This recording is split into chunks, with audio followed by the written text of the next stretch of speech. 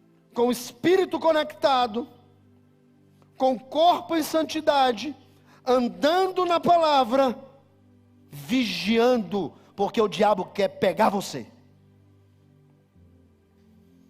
E ele diz, ainda no verso 37, em verdade eu vos afirmo, que aquele que está preparado, estará à mesa, servindo o seu Senhor. Deus estará com ele. E ele vai dizer no verso de número 38, porque do 37 ao 39 é a mesma ideia, é a ideia de ficar vigilante, ficar ligado.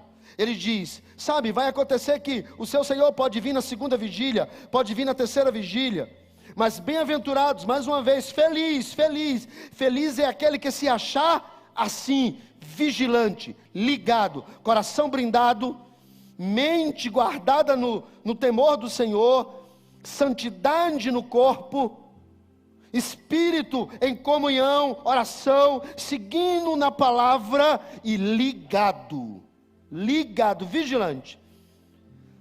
Achar assim, e ele vai dizer, verso 39, saibam vocês que o pai de família, se soubesse o dia em que o ladrão haveria de vir, estaria preparado.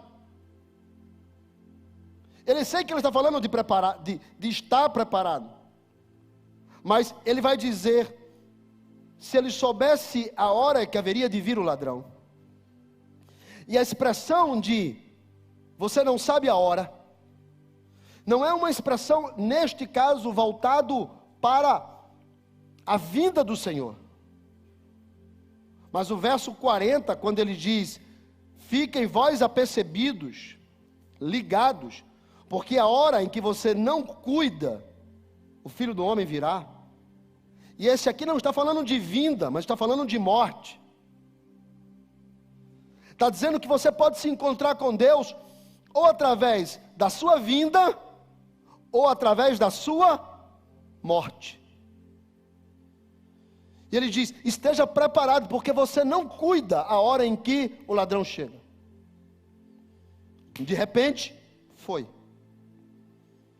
Então ele está dizendo, você tem que estar equipado, pronto, preparado, se comportando como servo, para que você entenda que, ou ele vindo, ou você indo, esse encontro acontecerá. Você se encontrará com ele, não tem escapatória para isso. E assim como você não sabe o dia que ele vem, você também não sabe o dia que você vai. Ele diz, então fique apercebido, preparado, equipado, pronto como servo. Quando chega no verso de número 41, Pedro faz uma pergunta para Jesus. Porque Jesus disse, a maneira que Jesus vem dizendo para ele, olha, guarde o seu coração, guarde o seu corpo, conecte-se com o seu espírito, ande na palavra, esteja os olhos ligados, cuidado com tudo isso daqui, não seja hipócrita, não seja aquele que procura ficar rico nesta terra, saiba que Deus cuida de você. Depois de tanta coisa, no verso 41, Pedro pergunta para ele, Senhor, essas parábolas, para quem o Senhor está proferindo? Para todo mundo? Ou para a sua igreja? Para nós? Jesus responde no verso de número 42. Quem é o mordomo? Jesus responde com outra pergunta. Quem é, pois, o mordomo? Fiel e prudente. E mordomo é uma palavra do grego, oikomonos, que quer dizer alguém que recebe uma missão. Então Jesus está perguntando, quem recebe a missão? Para cuidar das coisas que são de Deus, dos seus conservos. Jesus está dizendo, a quem o Senhor confiará os seus conservos? Quem Deus confia? Quem Deus chamou? Quem Deus salvou? Quem Deus tirou as escamas dos olhos para enxergar a luz do Evangelho? Quem? Quem foi que recebeu o ide por todo mundo? Quem foi que recebeu o faça discípulos? Quem foi que recebeu sejam minhas testemunhas? Quem foi que recebeu pregai em todo lugar? A começar por Jerusalém, depois vá para Samaria, Judeia e termine nos confins da terra. Quem foram essas pessoas que receberam isso de Deus? Pedro entendeu quem era. E Jesus completa no verso de número 43, que é o que nós falamos.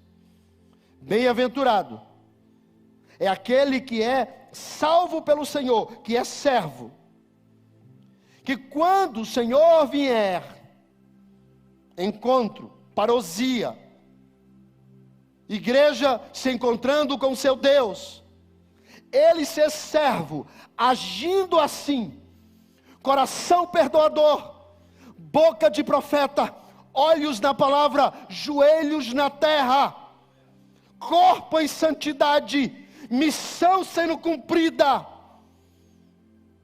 servo que serve na porta, que serve na câmara, que serve no TI, que serve no som, que serve no estacionamento, que serve no louvor, que serve no GC, que serve no Kids, que serve, e servo 24 horas, porque ele é vigilante, ele não está dormindo, ele está acordado. Então ele é servo no trabalho, ele é servo na faculdade, ele é servo na escola, ele é servo na sua rua, ele é servo na família, ele é servo no churrasco, ele é servo no lazer, ele é servo nas férias, ele é servo sozinho em casa, ele é servo sozinho no quarto, ele é servo sozinho no banheiro, ele é servo.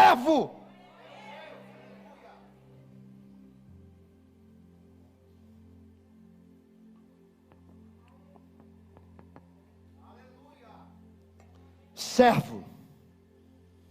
Jesus está dizendo, quando ele vier, o que é que ele espera encontrar? Servos. Quando ele vier, o que é que ele espera encontrar? Quando Jesus vier, o que é que ele espera encontrar? Servo é aquele que cumpre uma missão. Não é aquele que senta apenas no domingo, no banco. Mas é aquele que está envolvido no servir. Por isso as pessoas dizem, quem não serve, não serve.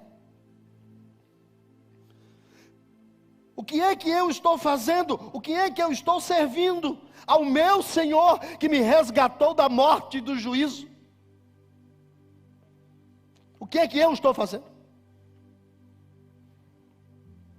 Só que quando Jesus diz, bem-aventurado, feliz, é aquele servo, que quando o Senhor vier, vai encontrá-lo agindo assim, comprometido com a obra, comprometido com o reino, comprometido em atender ao chamado do seu Senhor, porque ele está de coração brindado, ninguém fere ele, ele está de espírito conectado, ele conhece a vontade de Deus, ele está com o corpo em santidade, ele está com olhos na palavra, ele está vigilante o que está acontecendo em sua volta. O diabo não pega ele e puxa o tapete, porque ele é servo, está na mesa com o seu Senhor, comunhão com Deus. Então ele vai dizer, este servo é feliz, porque ele serve aqui, ele cumpre o propósito. Quem cumpre o propósito, quem cumpre a missão é feliz. Quem exerce propósito na casa de Deus é feliz. Bem-aventurado, Macários, quem cumpre propósito é feliz. E feliz ainda será quando eu encontrar com ele, porque o texto 44 diz, eu vou confiar a Ele os meus bens, galardão. Ele sentará comigo no trono do meu Pai, Ele receberá um nome, Ele conhecerá o meu, Ele reinará comigo, Ele governará as nações, porque é a noiva do Cordeiro, a igreja de Cristo. Receberá. Só que no mesmo texto, Jesus dá mais 3 tipos de servos, além desse servo vigilante. Jesus vai dizer no verso de número 45: mas se aquele servo disser consigo mesmo, meu senhor tarda em vir, e passar a espancar os criados, as criadas, a comer, a beber e a embriagar-se. Olha o que é que o texto diz. O texto está dizendo: se ele disser em seu coração, meu senhor tarda em vir. Sabe o que é que Jesus está dizendo?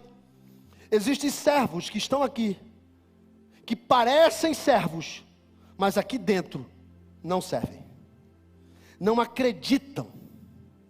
Porque olha o que é que diz o verso de número 46: virá o seu senhor daquele servo, em dia em que ele não espera e em hora que ele não sabe, e vai castigá-lo, mas além de castigá-lo, vai lançar ele fora com os infiéis.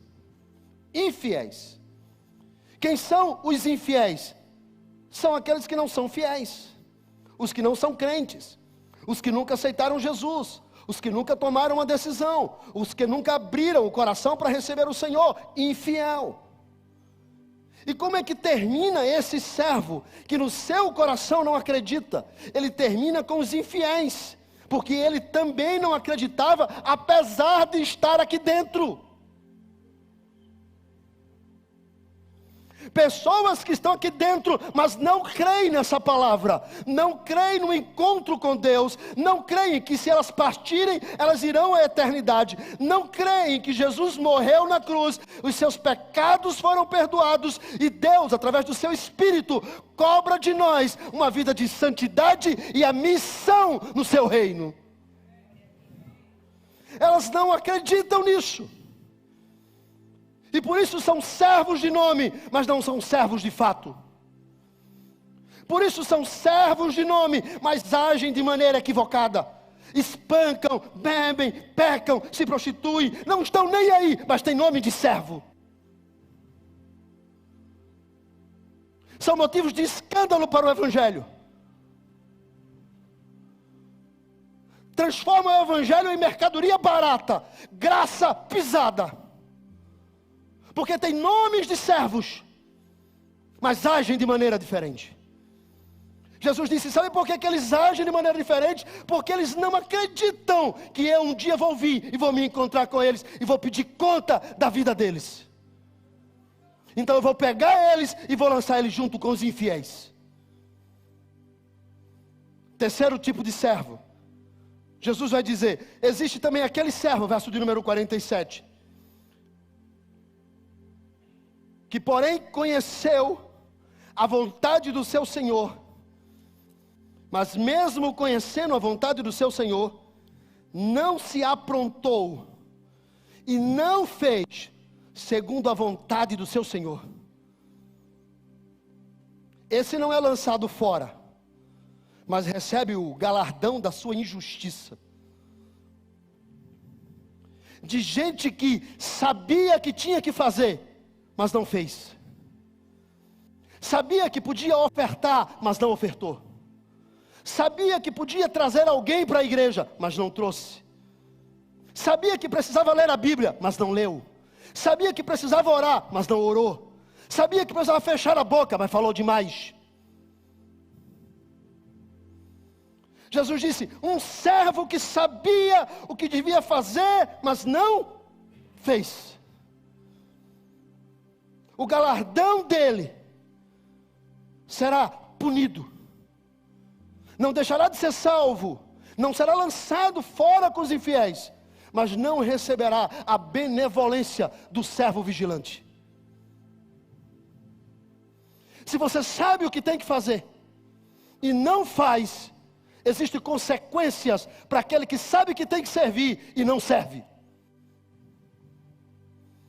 Não serve porque não tem tempo, não serve porque não tem condições, não serve porque não sabe fazer, Não serve porque ainda não sentiu de Deus de fazer. Servo não tem direito, servo tem obrigação.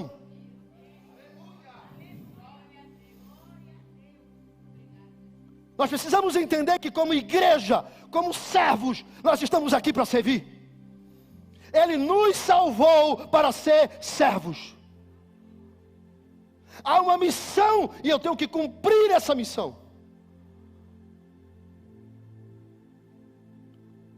Disseram, pastor, se o senhor falar hoje, amanhã o senhor está ferrado. Eu digo, mas eu tenho uma missão.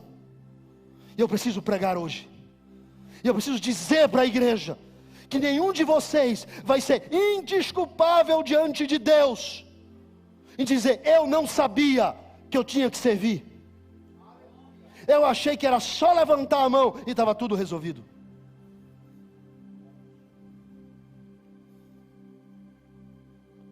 Isso daqui não acontece do nada. A luz não acontece do nada. As câmaras não trabalham sozinhas. O teclado não toca só, a bateria não toca só, o baixo não toca só. Deus está esperando que você tome uma posição. Deus está esperando que você haja. Deus está esperando que você seja servo. E Ele está dizendo, aquele que conheceu, mas não fez. E ainda há o quarto tipo, 48. Aquele, porém, que não sabia a vontade. Não sabia. E por isso também ele não fez. Esse Jesus disse, eu vou pegar leve com ele, ele vai apanhar menos.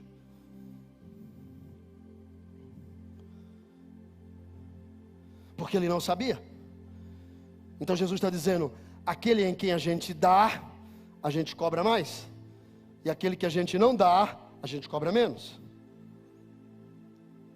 Então, existe o servo vigilante. O servo que está pronto. O servo que quer servir. O servo que está disposto.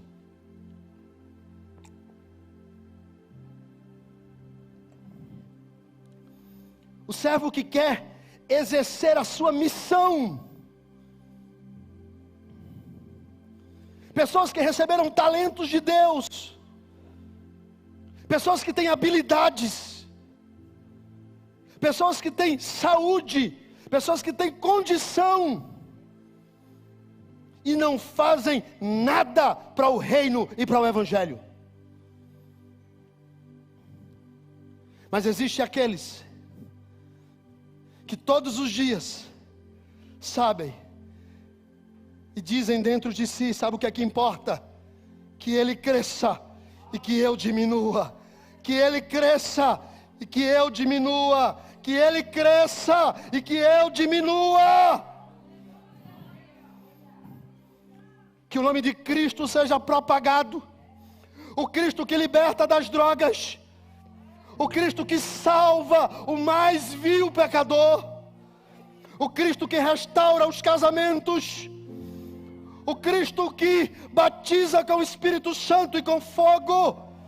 O Cristo que renova. O Cristo que dá dons, revelações, visões, línguas estranhas, discernimento de línguas. O Deus que é poderoso. Aquele que abre portas aonde ninguém imagina. Mas quando Ele fecha, também ninguém abre. Ele está perguntando aonde está a igreja que me conhece. Aonde está a igreja que quer me propagar. Aonde está a igreja que quer fazer com que os G6 multipliquem. Aonde está a igreja que está em busca de líderes, de anfitriãos para receber G6 em casa. Aonde está a igreja que está ansiosa pela volta do Senhor. Aonde está a igreja que diz, cresce Jesus, cresce Jesus, cresce Jesus, e aparece, toma conta da minha rua, toma conta do meu bairro, toma conta da minha cidade. Há uma resposta para a nossa criminalidade. Nós estamos em busca de que as leis mudem, mas enquanto as leis mudam em um país, piora em outro. O diabo está rodeando a terra e passeando por ela. Só há um jeito de mudar: a igreja de Jesus nesta terra. A igreja de Jesus. E ela é formada por quem, pastor? Por servos vigilantes. Servos vigilantes. Servos vigilantes. Cresce Jesus. Cresce Jesus. Cresce Jesus. Cresce. Cresce. Aconteça. Aonde você chegar, seja o cheiro da noiva. Aonde você estiver, seja o cheiro de Cristo. Aonde você estiver, seja a presença de Deus.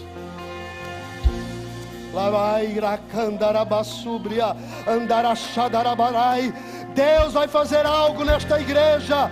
Deus vai fazer algo com essas pessoas. Deus vai fazer algo com esta comunidade, porque nós queremos servir. Eu quero servir. Eu quero servir.